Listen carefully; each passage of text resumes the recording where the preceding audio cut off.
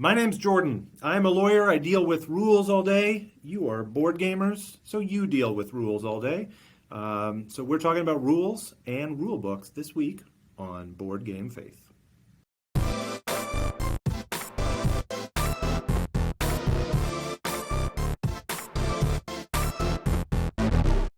Hello and welcome everybody to Board Game Faith, the bi-weekly show exploring religion and spirituality and board games. We are so grateful to have everybody here today. Thank you for tuning in. My name is Daniel Hilty.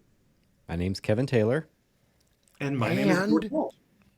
I talked over you, Jordan. I'm sorry. Who are you again?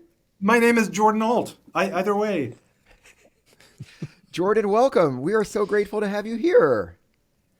Well, thank you very much. Long-time listener, first-time guest. Happy to be here. You did a capital job at the intro recording, by the way. Thank you for doing that. That was fantastic. Jordan is on the episode today because if you have listened before, as Jordan has so faithfully listened to the show, you may remember already we had a contest a few episodes back to celebrate 1,000 followers on Instagram. And Jordan is the winner of that contest. And so that means you got to record the intro and also to help guide the discussion of an episode. And Jordan, you picked, well, go ahead and say a little bit more, please, about the topic you picked for us today and why it interests you, please. Well, I picked rules and rule books, and I think well, partly because, as I mentioned, I'm a lawyer. I deal a lot with rules, and specifically, as far as Board Game Faith, I am a church lawyer. I do work for a lot of nonprofits and for religious clients, so I see a lot of overlap between rules and faith, rules and theology, both civil rules and laws and ecclesial rules and how different denominations kind of structure themselves. It's always kind of fascinated me.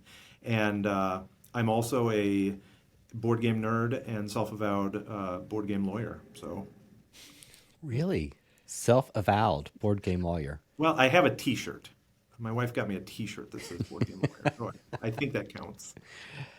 And a board game rules lawyer means what? I'm often the guy that is thumbing through the rule book constantly because it drives me nuts when there's an unanswered question. Right. Yeah. And generally, I love learning and teaching the rules of games. Ooh. Hey, Kevin, haven't you described yourself as kind of a rules lawyer too, or not? No, is that I is that not am. true? I Yeah. am. And I don't know about you, Jordan, but I have to sort of watch that impulse because it can kill the table spirit. So I try to not consult too much, depending on who's there. Yeah. I have a friend and coworker named Jewel. I'm actually going to maybe be quoting her later on. She's a pastor as well, and she The had musician? no, a pastor, Oh, really that's a awesome. fantastic pastor, and she also has observed this connection between this overlap in the area of rules between games and religion, and I guess maybe a third circle in that Venn diagram is the world of law as well. And so yeah, you kind of bring all three of those together in your interest, Jordan. I'm excited to get to talk about rules this hour. Oh, so good topic. Thank you for suggesting it. It is a good Um, topic. and I should probably, just for the sake of transparency, Jordan and I know each other outside of the show. We are friends, but he totally won the contest fair and square. We randomly drew names of all the entries, and it just happened to be him. So That's my anyway, big break. Yeah. that we are honored. We're honored. So, because we're talking about rules on this episode of Board Game Faith, we thought we would do something that we haven't done in quite a while, which is return to an opening skit or an opening game. Now, if you have listened to this episode, our old episodes before, and heard one of these skits and games, and are terribly grateful that we got rid of them, please know that we're not going to be doing this every episode again. But we just thought it'd be kind of fun to bring it back as a celebration of of rules. We're going to have an unnecessary rule, an unnecessary obstacle to kind of have fun with here. So we're going to start off. We talked a little bit beforehand about this, Jordan, Kevin, and I. Are we good with beginning the process here, Kevin and Jordan? Yes. Okay. So for our dear listeners, here we go. First of all, we're going to pick a random scenario. There are three scenarios from which we can pick, and we're going to let the die decide here. Santa's elves going through the airport, pirates at a grocery store, or cave people at a soccer game. And then we're going to roll a d6, a six-sided die, and depending on the number that pops up, we are going to have a certain rule for how we communicate for the next 3 minutes in that scenario. Number one is we can only speak in song titles. Number two, each comment has to begin with the next letter of the alphabet. Number three, we can only speak in questions. Number four, we can only speak in 3-word phrases. Number five, I'm really rooting for this one. We replace every letter S with the letter M. And then number six, each sentence has to rhyme with the previous one in couplets, right? I guess if it was like every sentence, it would be just one rhyme for the whole conversation. Does that sound all good? I would suggest after a minute you re-roll, and we have to get a different. I think that's genius. Communication. I think that's genius. Because I'll run out of rhymes. I'll run out of time. That's why you are the brains of this operation, Kevin. Okay, you're okay. Ready? And the brawn. I'm our and brain. the face. And I'm the awkwardness. All right, you ready? We're gonna do it here. I'm rolling a virtual 6-sided die to determine the scenario here. 1, 2, 3, 4, 5, 6. Here we go. 7. It's 1. So we are Santa's elves using an airport. All right. We are Santa's elves using an airport. And all right, here is our first communication rule. Number 2. So each comment has to begin with the next letter of the alphabet. Are we ready? We're ready. Okay. I think we're good. Here we go. Let's. And I'll just kind of shout out the new rule after a minute comes, okay? So the rest of you all can be in character if you want to. I'll try to too. Okay, here we go. Always late. Always late. Seems like we're always late. Boy, oh boy, I'm tired of being so late. Why can't we be on time once? Can't we just get to the gate already? Dang it. I just lost my wheeled luggage in the gutter. Every time. Elfo McElfington. That was a double E, by the way. Flight looks like it's delayed. Elfo McElfington. Gosh, what are we going to do now? Howie's Hamburgers is open. Let's go get a double hamburger. I don't know about that. Change your rules. It's already Only been a speak in minute. questions. You don't only like the- hamburgers? It's already been a minute. Wait, what's the rule again? Did someone say we can only speak in questions? It's gone meta, people. Where do we go from here? Who will save our souls if we can't save our own? Is there any way to talk in questions without rephrasing statements as questions? How much time until this minute is up? Does my computer screen say 19 seconds? What's an airplane anyway? Who are we? What are we doing here? And where are we going? Wait, what's that you said about hamburgers? Change your rules. We already have this one. Do it again.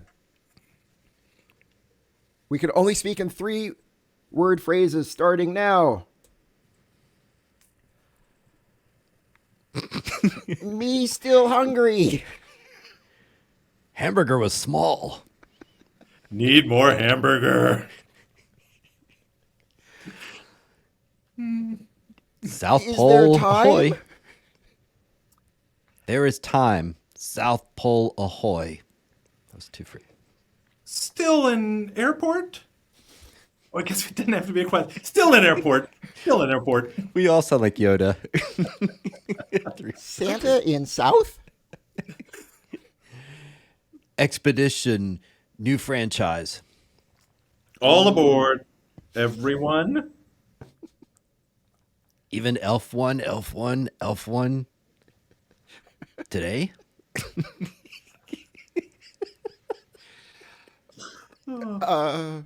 What's my name? Elfo, Elfington. Real Slim Shady? All right, that's it. That was the end. That was the end. That was brilliant. That's weird. It was was I brilliant. have to say, I'm doing this from our firm's St. Louis office. I have a visiting attorney's office, and it's all glass front. And I have been watching people walk by and stare in at me like this. So, a really great introduction to our St. Louis space here. I hope. Oh, I hope we don't get you in trouble. I'm sorry. Oh no, I think there's going to be some really good questions and conversations to come from this. Okay. Okay. Security guard behind you, by the way, Jordan. Please blame us if let us take the heat if we need to. All right. Rulebooks. So rule books. Let's talk rule books. Are they cool? Are That's rule 3 books- words and a question. Yeah. Are Well, rule no, I books guess I'd have cool? to drop out the they. Let's take a roundtable vote. So we should say that a lot of our conversation today is based around suggestions that Jordan had for our discussion of rulebook and religion and faith and life and ministry. And the first one, and Kevin helped to draw all of that together as well, is a round table vote. So what is our relationship to rulebooks? Do we prefer A, the intense pre-read, B, read as you attempt to play, C, watch YouTube, D, have someone teach you, or E, dial 1-800-RULES-LAWYER? So, what do you all think? Kevin, what about you? Where are you on that? I'm a watch YouTube and a little watch bit YouTube. of read as I play. I think it's hard for me to imagine the rules in reality, right? So I need to see it in a physical manifestation, either by YouTube, somebody showing you, or experimenting, trying to play with, two imaginary players, as that trick. And so Yeah. trying to consult the rules and going back and forth between that. So yeah, but I think I need to see the physical stuff.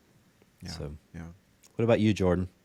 I am the opposite. I need to do the intense pre-read, and I like there's some amazing folks out there on YouTube that will do walkthroughs or rule explanations, but I can't get to that until I've read it.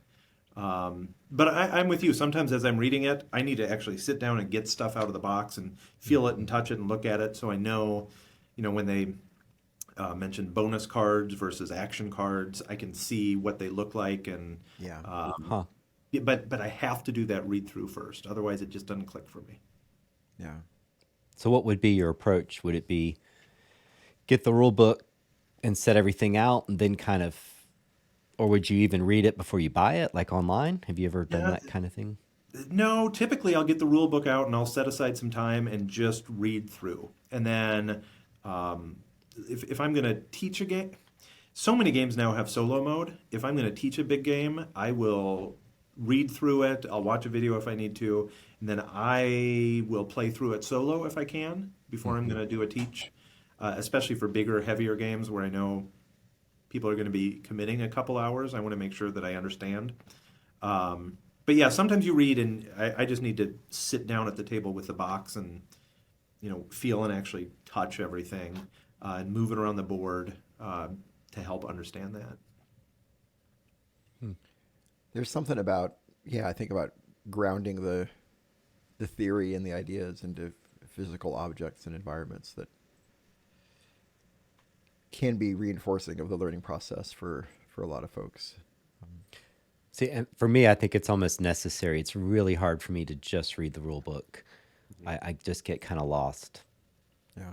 So it's only once I understand the game, then I go back to the rule book and it makes complete sense, generally. It makes sense. Yeah. What about you, Daniel? Yeah, I think I'm maybe a little bit more like Jordan, but a little bit of kind of both of you. Yeah, I do have to read through the instruction manual first. I enjoy just kind of sitting down and reading through the instruction manual. But then the next step is sitting down with the instruction manual and with the game out in front of me at a table and kind of playing it solo or playing two players against myself. Have you ever known the person they can kind of almost guess the rules? It's a really weird type of intelligence I've observed. And it's the kind of intelligence where someone can figure out how something works, like hardware-wise, like your car is broken or the sink's broken, and they immediately can intuit what's going on. And it's real interesting. And some people can do that with board games because I need to go find the rules because I can't, I need to know the rules. But they can sort of like, well, that can't be true because it would break the game. And then I realize, yeah, you're totally right. But it's weird how they can grasp it. Just they can kind of see the game. That is a certain kind of special intelligence, isn't it? Yeah, yeah. Well, I think we all get better at it as you play. I think if I'm teaching a game, teaching people who have played for years, it's completely different than teaching somebody new. And frankly, sometimes I go back to games that I played a few years ago when I was starting in the hobby, and I thought, oh, this just seems so complicated. And I pick it up now, and it's not. Because I think you pick up these mechanisms and you figure out the iconography that goes along with a lot of games. That's a good point. Yeah. Yeah, there are a lot of cues that you pick up and remixes of things. Yeah. What's a game that was that for you, Jordan? That you went back to and you're like, oh, this makes... For me, it was Through the Ages. We were just so stumped by that game. I've never played that one. One of the first... actually, I'm going to give you a full circle moment. One of the first games that Daniel ever taught me was Roll for the Galaxy.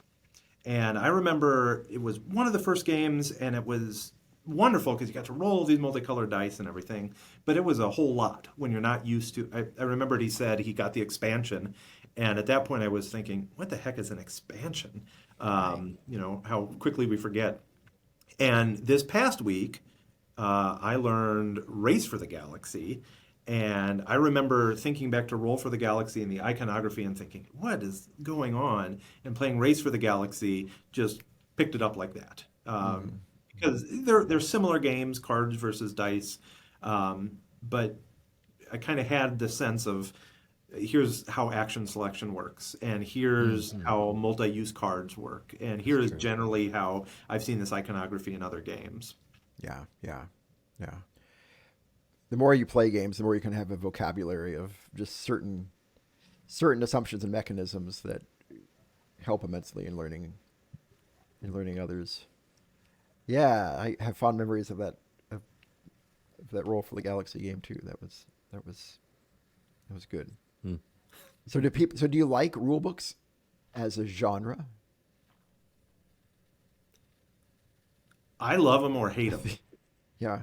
Just a well-written rule book where you can just pick it up and kind of figure out where the designer was going and visualize the game it just sings. But boy, when you get a stinker, I feel like a bad rule book can just ruin the game. Whether you like a rule book or not depends on it depends a lot on how well written the rule book is. How well written, if it uses visuals so you can kind of see the game coming together. There are examples where you can pick up the rule book and read it and then feel like, oh, I could sit down and play this game. And the worst is when you read a rule book and you finish it up and then you set the game up in front of you and you don't know what to do. Like you don't even know what the first step is, which can be really, really frustrating, Yeah. particularly if it's a great game and it's just kind of a barrier to entry. Yeah. Yeah. Like a good, that seems to be, I think, an important aspect of well-written rules is it gives you a sense of, it's especially focused on the first play of a game. You know, like Mhm. good rules seem to have that in mind. Like, what should you do in your first play? When I was trying to think about like good examples of rule books, um, for this episode, that those are the ones that came to my mind. The ones that especially focus a lot of time on Mhm. your very first time at the table, what you should do, sort of. What are some good? Yeah. Speaking of which, like, what are some good examples of rule books that you all have found? The Frostpunk game, which is so great. They hired the gaming rules video YouTuber. Have you seen that guy? Oh Paul yeah, who is something? that? Oh yeah, yeah, yeah, Paul. Yeah, or that. I He mean, yeah, did oh the yeah, rule, Paul. and you would hope Paul something something something. I think he used to be an elf. Then he got into board gaming. He got on a flight to England and then stayed. Uh, Paul Grogan? I don't know why I'm That remembering this. sounds Anyway, right. gaming rules, and you would hope he'd have a good rule book, and he really does. So he did that rule book, and just lots of spacing, lots of clear sections, and I find when I have a rules lawyer moment, I can generally figure out where it must be. Because the problem I run into, the bad rule books, like for Mage Knight, it's in there. It's just not where you think it's going to be. That the bit Mm-hmm. about movement is not in the section with movement, but about Right, player setup. right, Like they put it in a place that I guess it made sense to the designer, but it doesn't make sense to the larger audience where they right, put it. right, right. And it's interesting. Certain people get a reputation for doing bad rule books. Mm-hmm. So the Vlada guy with Czech games, he's kind of, I think, known for, and that's bad. Bad is kind of subjective, it seems like many people are frustrated by them. So Mm-hmm. you've had that experience, Jordan? Mage Knight did me in. It was one of the first big games that I bought, and it took me forever to learn it. I loved it, and then a month or two passed, and I picked it up again, and I'm like, I need to reread the rule book, and I stared at it, and I just thought, I can't, I can't do this a second time. Um, I came up with some recent examples of really, really good rule books. Uh, Oh yeah, if you'd like like. what? So recently, I picked up Final Girl. I don't know if you've Yeah, seen that. It is a solo only that's a great little game. game. Have you played it? Hmm. I think it's fantastic, and I am a big I fan do too. of. It's very different from anything else. Yeah, see, I love horror movies and kind of slasher Yep. 80s. Me So too. Yeah. it was just fantastic. But I wrote it down. It was so good. There's a page towards the end.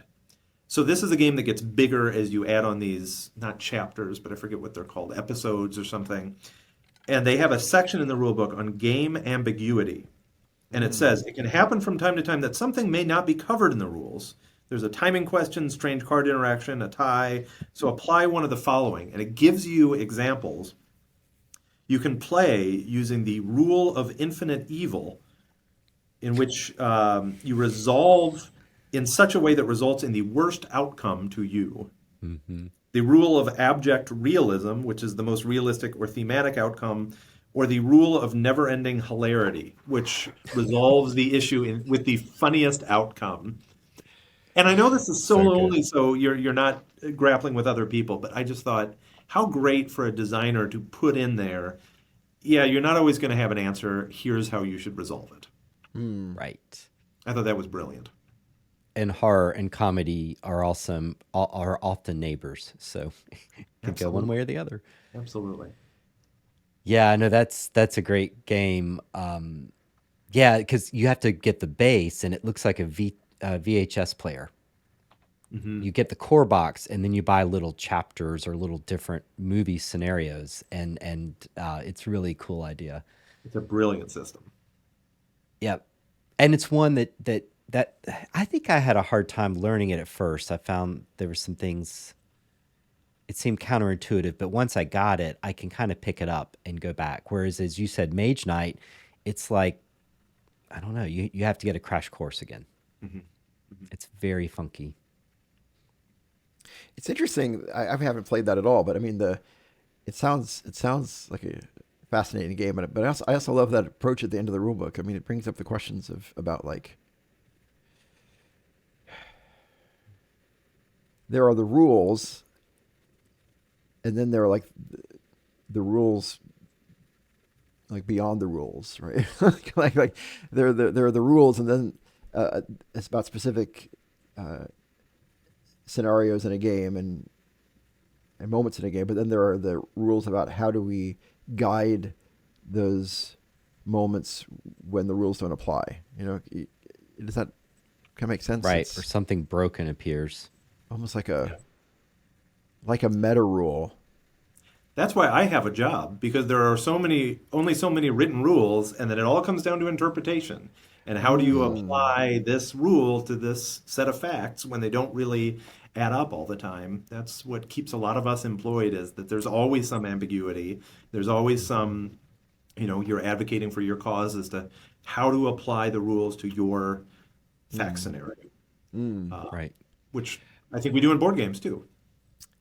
How we're going a little bit off script here, but I wonder. I'd be interested in your all's reflections on what are the differences between the rules that we encounter in board games, the rules that we encounter in the legal system, and the rules that we encounter in a life of faith. Do we approach those differently? And I'm going off script here. Well, I can tell you, I've spent the last few years working through some really difficult questions, including I don't think a potential, an actual schism in a denomination over a lot of tricky issues. And as I'm reading through that, the idea of the rules of infinite evil, abject realism, and never-ending hilarity aren't that off from how people interpret Funny. scripture sometimes.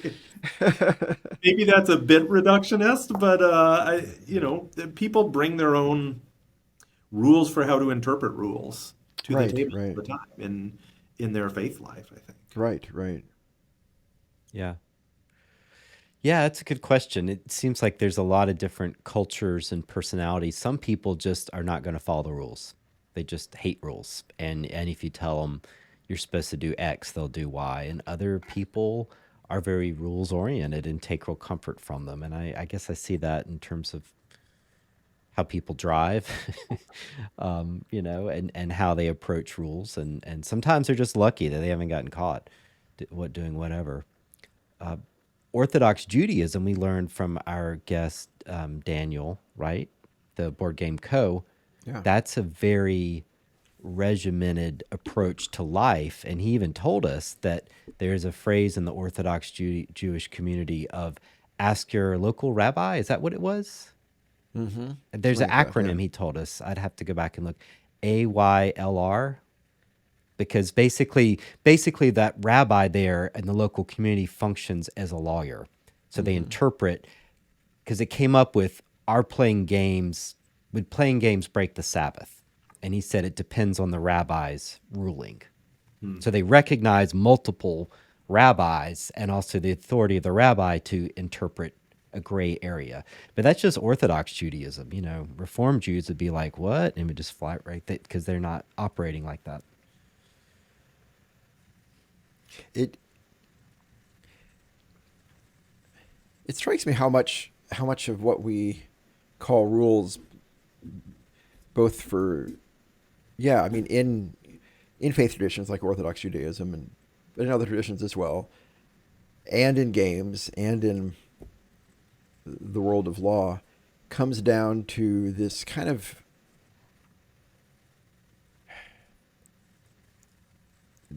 assumption that something has been set to paper, right? Some words have been put on paper, and that gives it a special kind of authority, right? I mean, you know what I mean? Mm-hmm. I mean, that's you look at a game and you say, well, this is how to play the game. Why? Because it's on the paper, right? And well, you broke the law. Why is this a law? Well, it's because it's on paper, and that can be an approach to faith. Though I have to admit, probably as the years have gone on, of those three areas, those have probably been the areas. That's probably the area where I'm less into. What does it say on the paper? I don't know. Why is that about? What is that about us human beings that we? Does that strike either of you as strange that we just give extra authority to some words because somebody wrote it on a piece of paper? You need some guidelines. You need some Yeah. rules, right? For a Yeah. society to Yeah. function, for a religion to function, for a game in the magic circle to function, right? You need at Yeah. least some guidelines. And I think seeing something on paper is not, well, I think it's more than it's just on paper. It's like for me, to look at a board game and there's a question of, well, how are we going to do it? Well, we're going to do it how it's written in the manual. Um, a lot of that is because somebody put a lot of time and effort into this game and play tested it, and this is how they put it together. I want to honor how Mm. they put it together. Now, I might Right. house rule it later on if I think, yeah, that didn't work for me. But Yeah. I wonder is that, I think that's what we do with the law. People are constantly talking about, well, the founding fathers, this, that, or the other. And in theology, I think oftentimes it's the same way. There's not as much an understanding of who put it on paper or how it was put on paper, but um, it's the intent of some sort of creator, whether it be a game designer or a theological Mm. one. Mm. Hmm. Yeah, it's got me thinking the paper is a process of capturing something in a moment of time, right? So this became authoritative, and so the Second Amendment in the United States, it protected the right to bear arms, but the question then becomes, it's a very different world in 2023 versus muskets of the 18th century. So time has changed potentially how we understand that law, and that's where things get tricky. And even reminds me of Final Girl, like Final Girl's admitting there will be future scenarios that come out that may break the core box in ways they didn't intend. So they're trying to build in this kind of way to adapt. Hmm. But some things aren't really adaptable. The idea that we should have control over our bodies to some degree, right? Like the extent of that gets debated, but there are certain ironclad rules: do not murder an innocent human being. There's some that seem somewhat timeless, but most everything is time bound, and then it gets tricky, and that's why you have to ask your local rabbi.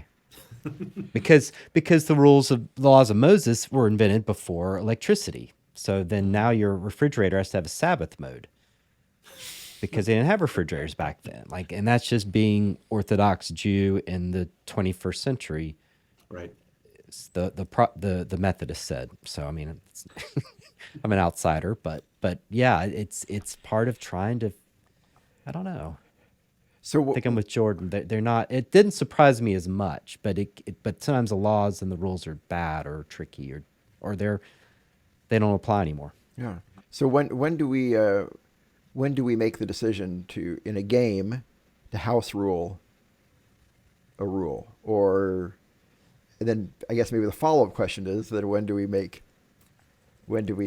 a decision in the larger world to reinterpret a religious law or to change a law in some sort of legal code? But let's start with games.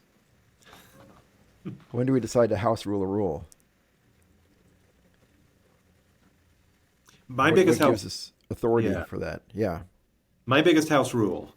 My daughter Joe and I played through Harry Potter Hogwarts Battle, which is a cooperative deck building game, and it's actually in an incredibly good game. It's a pretty simple deck builder, but it's great.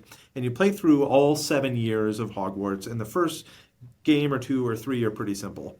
And then as you go, the bosses get bigger, and there are more of them, and it's tougher.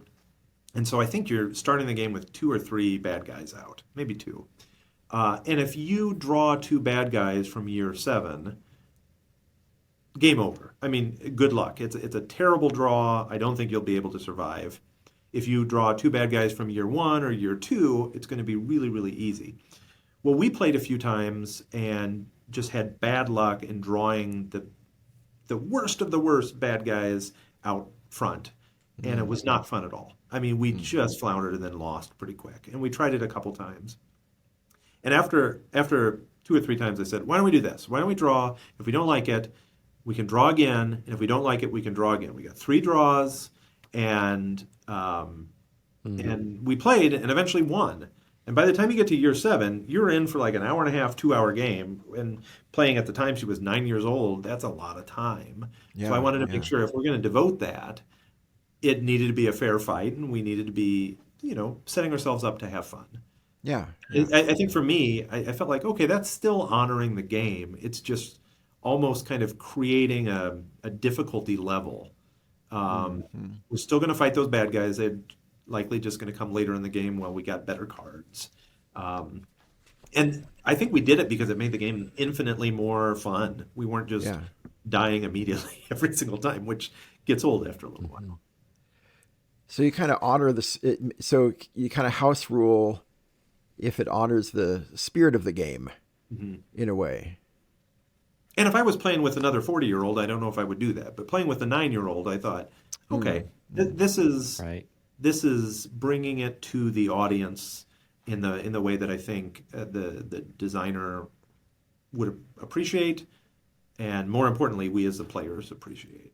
Yeah, yeah, Yeah, I think it's rooted in experience that a group of people have played it enough that they have said, we think this fixes something or covers a hole. So I like that, Jordan, that you based on repeated plays, you saw a problem and you addressed it and it made it more fun. I know Daniel's done that with telestrations. That y'all go really off script because you've played it so much. You actually kind of invented your own version of telestrations, which is right, surreal. Just what's in my brain. right, right. Yeah, yeah. We And I house probably rule. have not played a set game enough to have to house rule it, to be honest, because Yeah, of changing groups and changing game addictions, right, right, right? Of buying right. different games, but Kind of like what do they say that about? Like if you're learning music, you gotta learn the scales well enough before you can improvise and go get away from the scales. Or yeah, I guess you have to. It's important to learn the game first before deciding how to house rule it. right. So yeah, so being aware of of the the people who are involved in it and where they are, being And I think sensitive to the agreeing as spirit a of the group. game. So it's not What's just you, but the group is like, don't you think this would make it better? right, right, yeah. So do we have a similar process in matters of faith Yeah, or absolutely. law? Yeah, yeah. I think the church has a lot of authority as a group to make changes. Mm-hmm. I think more than that, individuals, you know, 10 people can read the same text, the same scripture, 10 different ways. Yeah. Um, and I think sometimes maybe that's the point of scripture. Maybe I'm Mm-hmm. wrong. I don't know. I have no Yeah, it's qualifications to poetry, say and that. yeah, Yeah, but I do think, kind of like you said, Daniel, you need to learn the game first. And once you get a sense of the work as a whole, the scripture as a whole, the whatever the faith background is, whatever the religious text is as a whole, you can use that to a specific piece of religious text, a specific scripture, and say, Mm-hmm. oh, I read it this way, but if I consider, all of the teachings of Jesus Christ or whoever it might be, oh, well, based on that, this is how I understand it. Mm-hmm. Mm-hmm. Mm-hmm. This idea of like scripture interprets scripture, or the tradition, or kind of the whole of the tradition interprets any particular part of the tradition. right. Well, here's a real life example.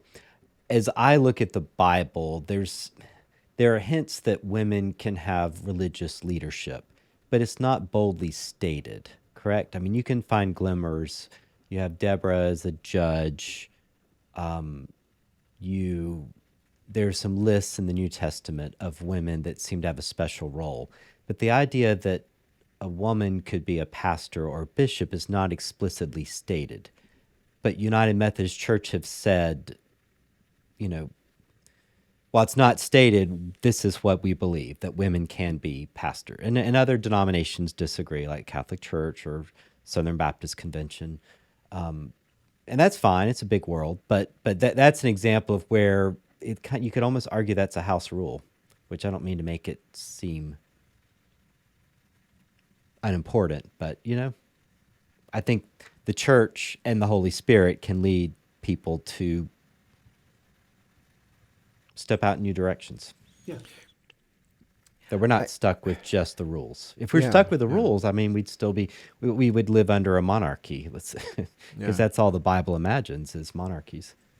Because again, it's a slip of time, right? It's something caught in time. And it's right. And in some ways, that example, I mean, it's almost kind of, yes, in some ways it's kind of changing the rules, but it's almost like a changing of the rules to like preserve a deeper rule. You know what I mean? Kind of like to be faithful to an older rule. I keep finding myself thinking about. I mentioned my friend Jewel earlier, who's a pastor as well, and we work together at the church where I am right now, and we had a series recently on play and faith, and she had this really neat sermon about rules and religion and games and such, and I think she had this great insight on, like, really the rules are in service to the game, right? And not the other way around. And I think about, Jesus kind of talked about things like this as well. And he said, like, Sabbath is in service to humankind and not the other way around. The rules of Sabbath. And the example she gave, which is a great example, and I won't represent it very well because I don't know enough about sports ball, but it was about baseball, right? And so apparently, That's the one with the stick where you hit the ball and you run around the bases. it is okay. Yes, Right. I think that's right. Clockwise. Wait. You do counterclockwise. clockwise. Clockwise. That's metric, though. Right. That's metric. Low scoreboard. Yeah. In the Yeah, I American- remember when I played baseball, I ran to third base and home, and I thought I'd won the game, but I didn't. I would celebrate you and welcome you. And Like, why can't I choose? I would? That's winning in my book. House rules. Yeah. Yeah. But she gave this example, which is great, and I can't remember all the details, but basically of how the rules of professional baseball have changed over the last century or whatever, and including up until like this last year. I guess there was some rule about the pitcher not holding onto the ball for too long, or whatever. But her point was, you change the rules to make baseball more baseball, right? To make it Right. even more baseball-y, and I kind of think about that with, in terms of as rules of faith evolve and grow. In some ways, oh yeah, it's this kind of novel new thing, but in some ways it can be seen as an attempt to make the core of faith even more about faith. Like it's to preserve something that in some ways the rules can take away from over time, if the rules themselves don't adapt, because then it becomes about the rules. It doesn't become about what the rules are trying to express. I don't know. Does that make sense or not?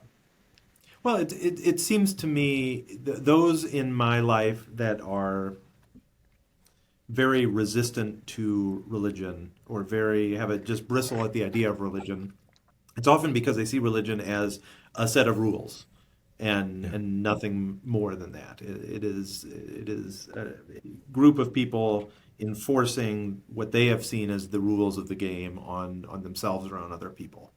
And I think religion is a lot more than that, of course. But I think that ties into what you're saying, Daniel, that the rules can't be the rules just because we need rules. The rules need to be there to support the game, to support how we operate as a society, to support what we do as a denomination, as a religion.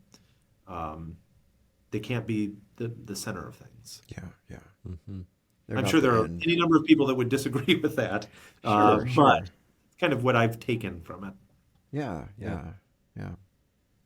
Right. Makes sense. And all rules have to be open to some new vision or modification. And that's why we have amendments to the U.S. Constitution, right? It didn't just pop out fully birth. They had to keep amending and changing a few bits here and there. So yeah. And I think you're right, Daniel, that the vision of a lot of things that we take for granted in the 21st century in the West, the seeds are there in the tradition and the Bible, but they may not be directly stated. So you can say, well, we're following a pure intent that was not obvious to people 2,000 years ago because of the time and place they lived. Yeah. Right. So, But in some yeah. ways, it's an attempt to. The alteration of the rules is an attempt to, like, preserve. Ironically, to preserve something kind of beautiful and good, Yeah. even though it may not look like that on the surface. Yes, Yeah, because in like- the New Testament, Paul forbids women from speaking in church, and we can just kind of say, well, that's a bad rule. And that's where I'm not a real, I don't see that all of Scripture has the same authority. That's just kind of incomprehensible to me. Right. Yeah. Like it's in there, yes, but it's not. If it's your guiding light, you've got a lot of problems in your life, in my opinion. Or say a genealogy, I love number 2015. I live my life by it. I have that on my I bumper always feel sticker. bad for the Bible translator guys. Like, you get to translate the NRSV. Yay! Which one? Numbers. Oh, As I see it, like looking in the Christian tradition, I look at the Bible and I see like there are guides in there, the similar to Final Girl's rules about game ambiguity. And I'm thinking about Micah, where it says, well, what is required? And what do you do if this isn't clear? And it's to do justice and love With kindness and walk humbly with your God. Yeah, and walk humbly with your God. And Yeah. if you look through Scripture, there are guideposts there that are kind of doing the same thing that the designers of Yeah, Final you're Girl right. are doing. To say, Oh, that's brilliant. I hadn't thought of that. Yeah. It is well, really it good. would have been better had I got Micah correct. But no, I think there's Close something enough. there. It's Yeah. in Methodism, you have the Wesleyan quadrilateral and all these other things, which are basically ways of saying, what do we do when there's ambiguities? What do we do if we disagree about something or if we're not sure how to apply the rule to a specific fact pattern or a question that comes up? And Right. and I think that's what I see people missing sometimes is that, Yeah. that a lot of scripture and language from other faith traditions are riddled with those guideposts to say it's not always going to be clear, but here's what you should do. Yeah. Right. Here's the spirit of the rules, and here's kind of a way to self-critique almost. Interesting. Or like Jesus saying the most important thing is to love God and love your neighbor, and everything else is kind of hangs on that, as a right, as a lens. which wasn't original to him. Like that's in Right. the Old Testament actually. So he Yeah. was just repeating Yeah. a bedrock type teaching. Yeah. It's not quite So the are same there- as does the bad guy slaughter 2 campers or just 1? But still, it helps you figure out how to move forward. That's right. That's right. there Daniel, one any- of the best bits in Final Girl is at the very end. There's a surprise moment for either you or the villain, whoever's about to die, whether they get to come back or not. Which is a great. Oh. It's just like in the horror movies where you That's think the bad awesome. guy's dead and then they rise up. It's That's so good. awesome. Yeah, That's it's such a awesome. really cool. So Is you it don't really know completely they're random? dead till you. Yes. It's completely random who gets to come back. That's I pretty forget, cool. Jordan. There's like 12 tokens, and 3 of them have a comeback, and you flip Mhm. them over, so you don't know which one they're going to get till it's Yeah. revealed. That's But So they when awesome. have when you one more. when you think you've killed the serial killer, and then the camera's panning out, and then they sit up from behind the couch or something like that, and Exactly. it's just that moment. Yeah. And That's there's one for the awesome. hero or heroine too, that you have that possibility. You think you're dead and you get a comeback. You know, it's Yeah. like one final attempt. And I've had it come down to those. I find it a hard game. It So I is. usually lose, but I've had a couple of real gripping wins like Yeah. that. That were fun. I'll let you borrow it, Daniel. Okay, It's thank you, thank you, thank you. It sounds great. It sounds great. So, are there any games with rules that we just don't click with at all? Like, I mean, forget house ruling. Like, we just like Mage it's Knight just. still is I mean, once you're in it and you play it twice, then the third time it makes sense, but it just will not stick. Is Hmm. that fair, Jordan? it Would you is. It is. And that's what I find. When I have problems with rules, more often than not, it's I take the rule book on me with a flight, or like on a flight or something like that, and I'm like, oh, I'll have a couple hours, I'll read this, thinking I'll get it to the table in a day or two, and then a few weeks pass, and I sit down and I'm like, I've retained zero of that. So the biggest reason is when rules don't click, it's the temporal time, the time between when I learn and when I actually play. right? That and area control, and I'm just terrible at it. Mm. So if it's an area control game, just I'm keep awful. on keep on walking.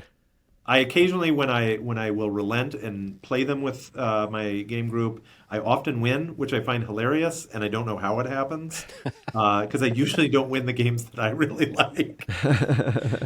Right. But there you go. It's like bowling. There's always the chance you get a strike. No matter how bad you are, you could still hit it. Yeah. It's really funny. There any rules that Have don't click for you, Kevin? Is it? Would you say Mage Knight? Is that the? Is that the? Yeah, just in general, there's something counterintuitive. There's an intuition to a lot of games or a habit, and I don't know what it is, but that's an example of a game that seems Yeah. it's just weird.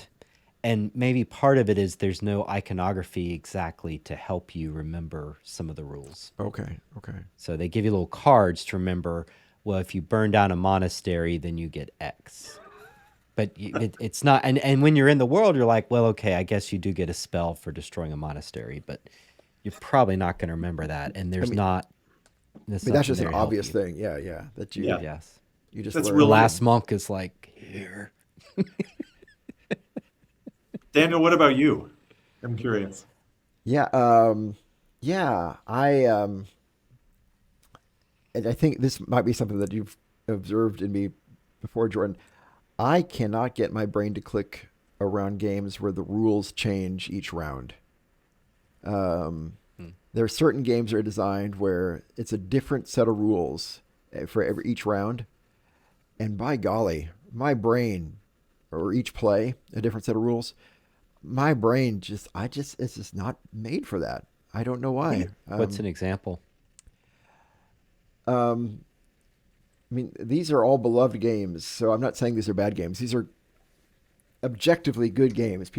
Many people love them, but just my brain doesn't work with them. Smash Up is one. Smash Up, you put together two different factions, and each faction has its own rules.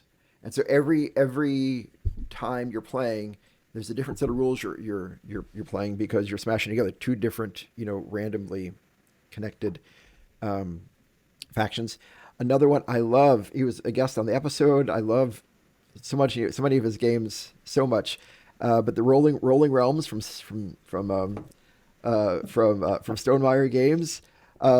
Jordan was there. We played it at a conference once, a board game. It just broke my brain because it's like Huh. every round it's a different mini game, and I don't know what it is about my brain, but I think I think what I like about games is I like to know the rules that govern this universe, right? That this universe of this game, and then just exploring the possibilities that those rules provide within that universe through the game. But when it's a different set of rules every time, I don't know, my brain just doesn't work that way. I don't know why. My brain doesn't connect. I have a distinct memory of about 10 minutes into that game, you just sitting and staring off into space and we could see your brain melt. And you're finally just like, guys, I'm sorry, none of this makes sense to me. Yeah, I don't know why that is, but it is a true part of my It can be brain. tricky. Kristen has observed that in me too.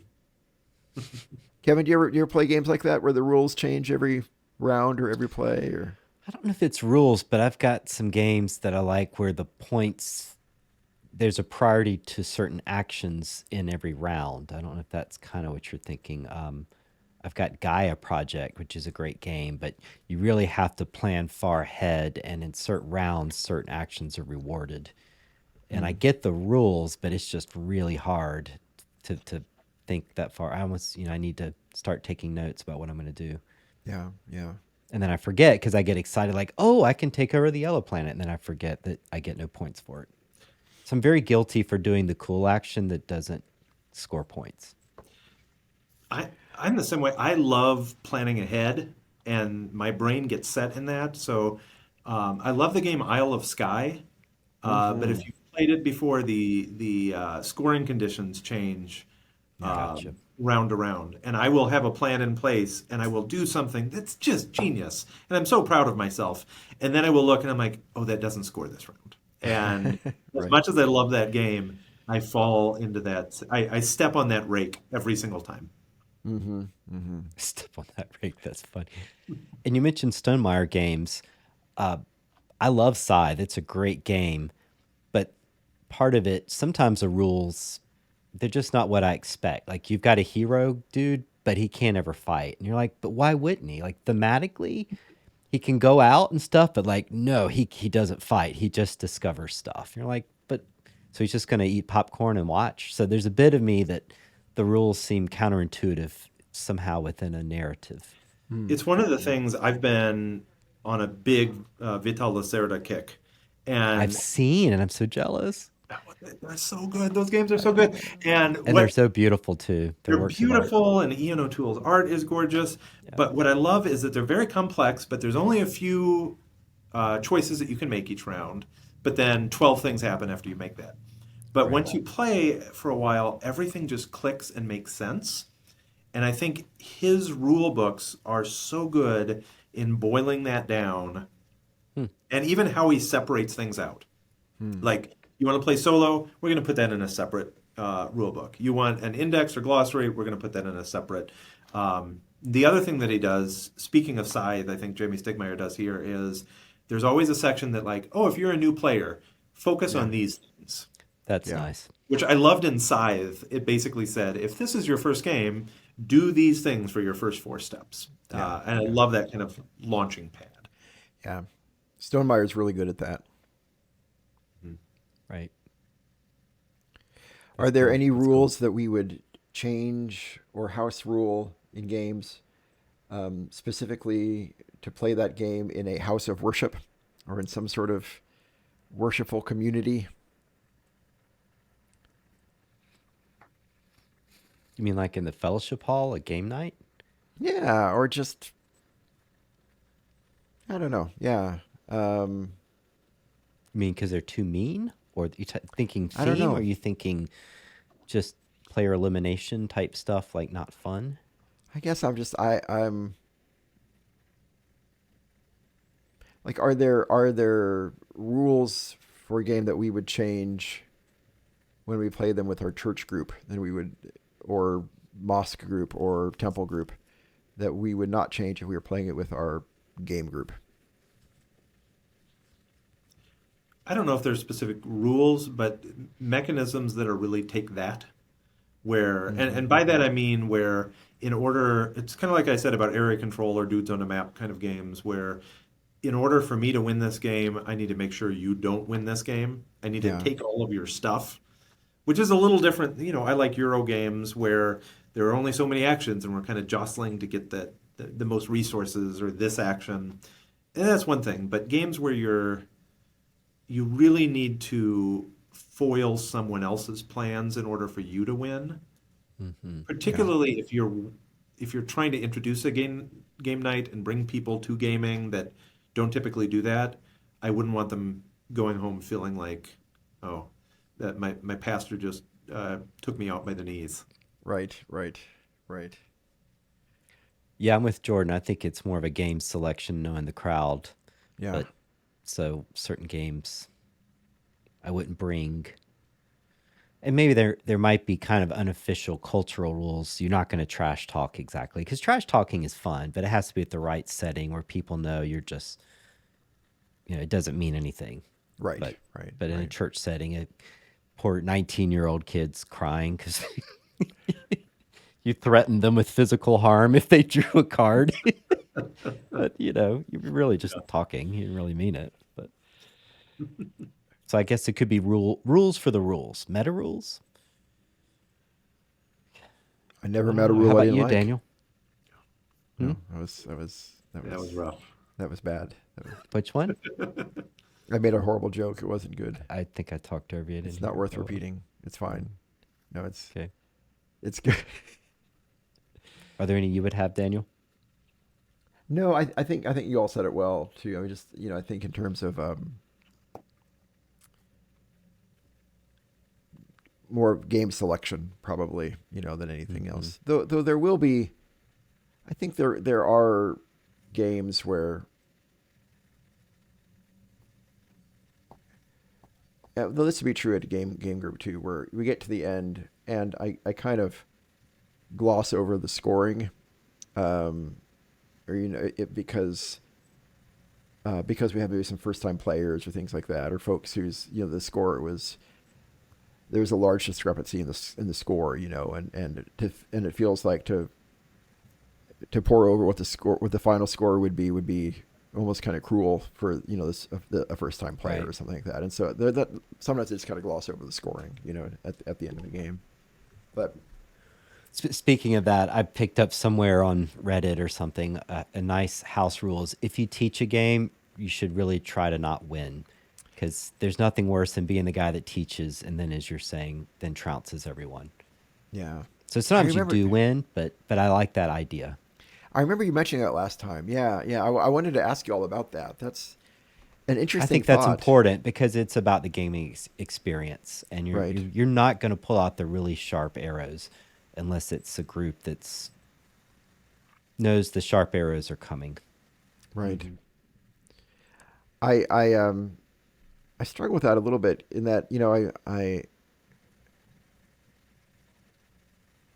when I would play games with my children, if they found out that I let them win, they'd get like really offended and angry. You know what I mean? Or not Really? angry, but it would bother them, and so I never know what is the I think ethically right teaching thing a to game do. is different. Teaching a Just game is because different. you have Yeah. more of a leverage because Yeah. you're experienced. That Yeah, it's the yeah. teaching aspect, I think, is where you give them a little slack. Yeah. That makes sense. It's Makes like when sense. my dad is really good at billiards, so he would play with his non-dominant hand just to give us a chance. Oh, I like that. Yeah. In our house, we always say the first game is not a winning or losing game; it's a learning game. Yeah. Right.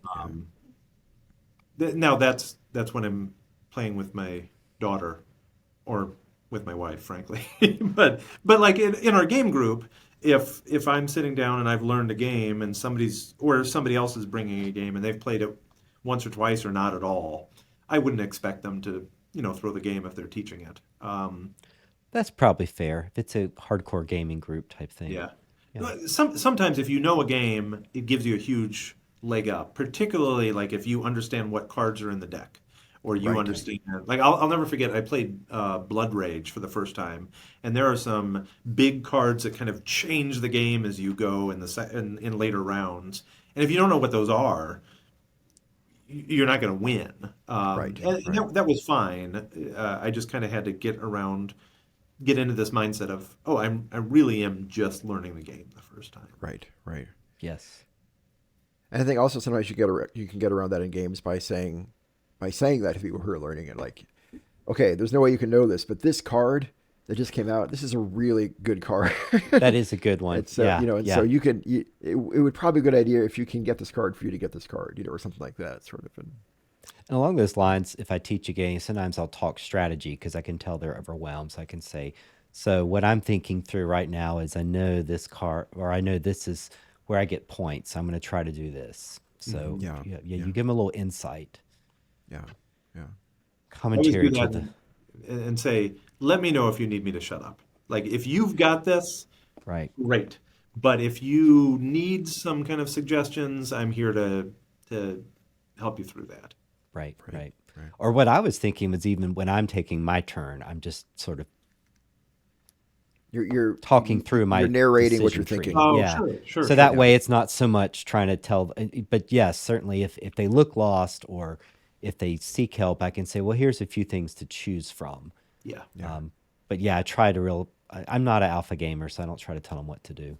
yeah. My 13-year-old is alpha game Lord of the Universe. So and he's so funny because he loves the risk. So it's like you have a 1 in 1,000 chance of defeating the boss if you draw this card. He's like, oh, I'm totally doing that. He loves the risky moves. That's great. So hopefully he never goes to Vegas. Do you have that though if you are teaching cooperative games? I feel like cooperative games are different because I always worry that if I'm teaching a cooperative game, I am alpha gaming. I am kind of suggesting to people how to go about things. And it's really hard to know when and how to draw that line. I hate doing it, but I also, it's more fun if you win. And if I see people like making a decision early in the game thinking, oh, this is going to tank it. At one point do you step in? That's tough. Yeah. Yeah, I find that tough too. Yeah, I don't know if there's an answer. It's probably more an art than a science. I still like the idea of giving them some options.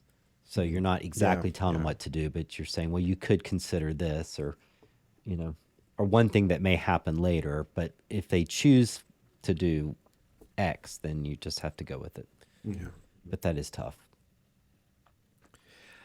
Well, this is a great discussion. I hate to draw it to an end, but I see we are at time. We've approached kind of our hour mark here. Jordan, obviously this has been a very fruitful topic. Thank you so much for suggesting a great Yeah. conversation and for being willing to take part in it, and for all of your faithful listening to the show. And we appreciate it all. Thank you so much. It's great having you here. Well, thanks very much for the invite. This was a lot of fun. Yay. Thank you. We've enjoyed it. And next time, Kevin, I think you have earned the right to talk about next time. I mean, in my book, it's never anything. I don't remember what earn. it is. So we're having a I'm special looking. guest next time, who is Oh, is it? yeah. Is Garfield? Is this Shem Phillips Garfield Games? The next episode after this one is going to be that one. Yeah. Oh, I'm so So- excited. I mind blocked it. Yeah. So what's happening, Kevin? Next episode. I'm gonna cut the earlier part out. We are having Shem Phillips come and discuss board game design as well as his religious journey. So exciting. That's going to be great. So Garfield Games, yeah. He used to work at McDonald's, Wow. and there's a real story there. I think he was given the opportunity to start a company and design games, and nothing wrong with working McDonald's, but No. that's a wild shift to go from McDonald's to acclaimed board game designer That's pretty cool. That is pretty neat. who just is a machine. I mean, he puts out 2 great titles a year or something like that. Yeah. Yeah. Cool. Well, for anybody who's new to the podcast, I'm sorry that you're getting me for the first episode smashed between Shem Phillips and Jamie Stegmaier. No. Oh my goodness. No, you're a great guest, Jordan. No, you are awesome in and of your own right. You can. So no, we love And having I appreciate thinking about rule books. I think that really is a great topic that everyone struggles with it and thinks Yeah. about and notices, but I don't know that people talk about it exactly besides Yeah. complain. So yeah. And it is a fruitful area of overlap between I think, areas of board games and faith. It's a we should have a yeah. Maybe we should have a follow up. What if religions were more like board game rule books, a little more overt with some of the rules and what is expected. Like Be kinda like cool. what happens when you have like a revised edition, or a third edition, or a fourth edition? Yeah, I want the fourth Yeah. edition of Habakkuk. Give me Habakkuk V4. isn't that a short one? So it'd be like I- just another chapter, be like chapter 5, I think it. I Seems just like like- to say Habakkuk. right? Yeah. Yeah, but V4 comes with the metal coins though, so it's worth it. Right. Yeah, at our church, I've seen others do like a casual dress for the summer, and then I realized we put it in the bulletin for July and August, but then most people are so casual anyway. I really didn't know what the rules were. Besides, what was I supposed to wear? Right. So I went with Air Jordans and shorts and a black tie. It's a good idea. I like it. Yeah, sort of like a penguin, confused penguin. Yeah, so like, what are the rules for dress or yeah, I don't know. That might be interesting. Well, more to discuss in the future, but thank you so much, everyone, for joining us, and we appreciate you all. If you want to find us, you can find us on Instagram, on Facebook, as Board Game Faith, primarily on Instagram, or you can email us at boardgamefaith@gmail.com. So Awesome. until next time, thank you so much, everybody. Thanks, everybody. Thanks, Jordan. Bye-bye. Bye. Jordan, Okay.